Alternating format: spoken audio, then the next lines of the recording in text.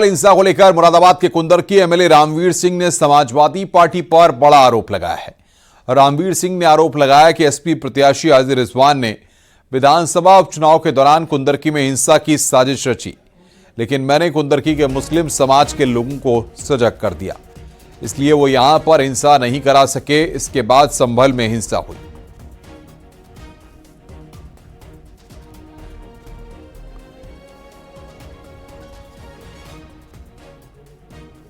चुनाव से पहले ये विवाद हो जाए, ये उसे 17, 18, 19 में किसी एक डेट में कराना चाहते थे, लेकिन ऊपर वाले की कृपा थी कि वो 20 तारीख के बाद वो झगड़ा हुआ वहां पर।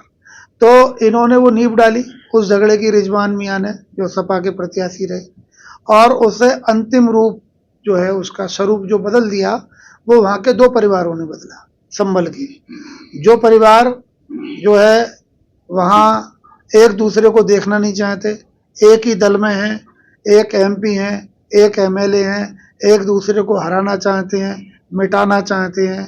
और उन्होंने क्या करा, पुलिस कहीं खड़ी है, पत्थरबाजी कहीं चल रही है, सर्वे कहीं लगा हुआ है और लोग कहीं मर रहे हैं।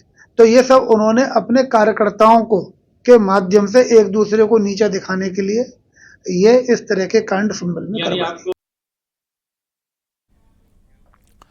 कुंदरकी से बीजेपी विधायक रामवीर सिंह के गंभीर आरोप पर एसपी नेता हाजी रिजवान ने न्यूज़ 18 से बातचीत की। उन्होंने कहा कि ऐसे झूठे आरोप लगाना कोई नई बात नहीं है। भाजपा जो कुंदरकी के एमएलए हैं नवनिर्वाचित, उन्होंने आरोप लगाए कि जो संभल में हिंसा हुई है उसकी नींव कुंदरकी में रखी गई है। जो लगाते रहे, हम क्या असर पर इस बात का पड़ रहा है। हम वो लगाओ, कौन क्या कह रहा है कहने दीजिए, इनका तो आप सुनते रहिए। वो जो कौन क्या कह रहा है इसका तो इलाज किसी पे है ही नहीं। कोई भी कुछ कह सकता है, उठपटांग बातें करने से थोड़ी कोई काम चलेगा। भाई उनका ये कहना है कि वो क्या कह रहे हैं इससे हमें कोई लेने देना नहीं है, हमारा कोई लेने देना इन बातों से नहीं है। अच्छा। कौन क्या कह रहा है हमें नहीं मतलब इन बातों से। वो तो सीधे सीधे समाजवादी पार्टी और आप पे तो समाजवादी पार्टी इस बात तो वो सब दूध के धुले बनने हैं। इस बात तो मतलब है क्योंकि उन्होंने चुनाव जीता, उन्होंने थोड़ी जीता चुनाव तो प्रशासन ने जीता, पुलिस ने जीता है।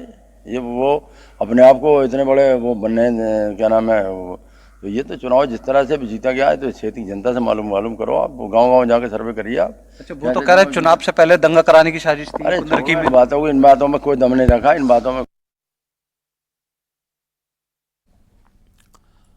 ताज नगरी आगरा में अब ताज महोत्सव की तर्ज पर ताज कार्निवल फेस्टिवल शुरू हुआ है।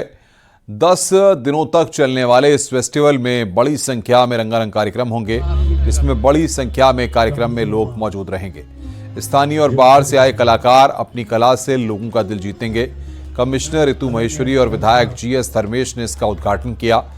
22 दिसंबर तक सदर बाजार में ताज कार्निवल फेस्टिवल चलेगा। कार्निवल फेस्ट सदर बाजार में 10 दिन का कार्यक्रम 13 से 22 दिसंबर तक रहेगा।